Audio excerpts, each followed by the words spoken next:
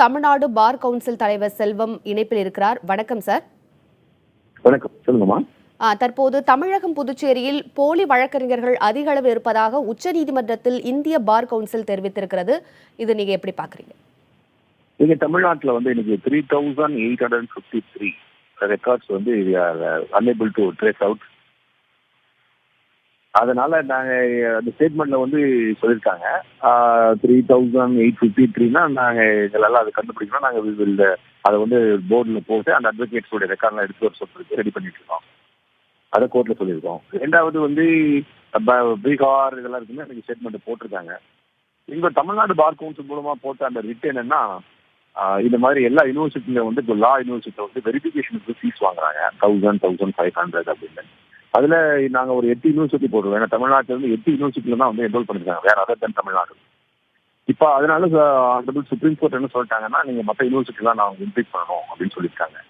நாங்க எக்ஸம்ஷன் கேட்கிறோம். தமிழ்நாட்டில் அதே மாதிரி போலீஸ் வெரிஃபிகேஷனுக்கு நம்மளோட ஹைகோர்ட் எக்ஸம்ஷன் கொடுத்துருக்காங்க. அதை நான் சொல்லி கேட்டிருக்கோம்.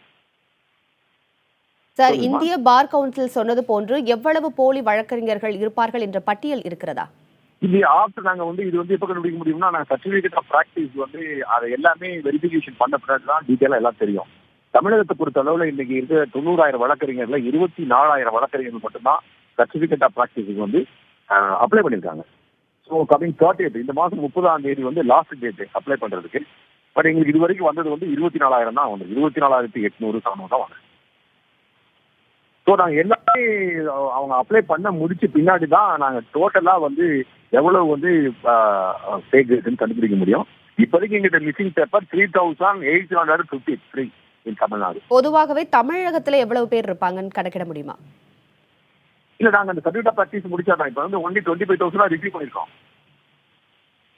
சார், ஒருவேளை இதுவரைக்கும் நாங்க 3,850 எடுத்து வச்சிருக்கோம்.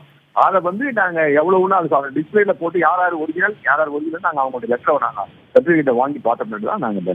சார், ஒருவேளை போலி வழக்கறிஞர்கள் என தெரிய வந்திருக்கும் பட்சத்தில் அவர்கள் மீது என்ன நடவடிக்கை எடுக்க வாய்ப்பு இருக்கிறது? அதாவது அவங்கள கிரிமினல் கேஸ் அவங்க மேல ஃபைல் பண்றதுக்கான வாய்ப்புகள் நிறைய. போலி வழக்கறிஞர் that is not advocate, it's a criminal. அவங்க அட்வொகேட் என்ரோல் பண்ணிருந்தாதான் அவங்க அட்வொகேட். என்ரோலே பண்ணாம அவங்க கோர்ட்டுக்கு போட்டுருந்தாங்கன்னா அதை நாங்க அவங்க மேல கிரிமினல் தான் நாங்க நடவடிக்கை எடுக்கணும். சார், இது மட்டும் இல்லாம புதிய வழக்கறிஞர்களின் பட்ட படிப்பு சான்றிதழ்களை சரிபார்க்க 1,500 ரூபாய் வரை சட்ட பல்கலைக்கழகங்கள் வசூலிப்பதாக புகார் சொல்லியிருக்கப்பட்டிருக்கிறதே. இல்லைங்கம்மா, அப்படி இல்ல. சட்டம் அவங்களுடைய டிகிரியை வெரிஃபை பண்ண சொல்றாங்க, லா டிகிரியை. அதுக்கு ஃபீஸ் கேட்கறாங்க.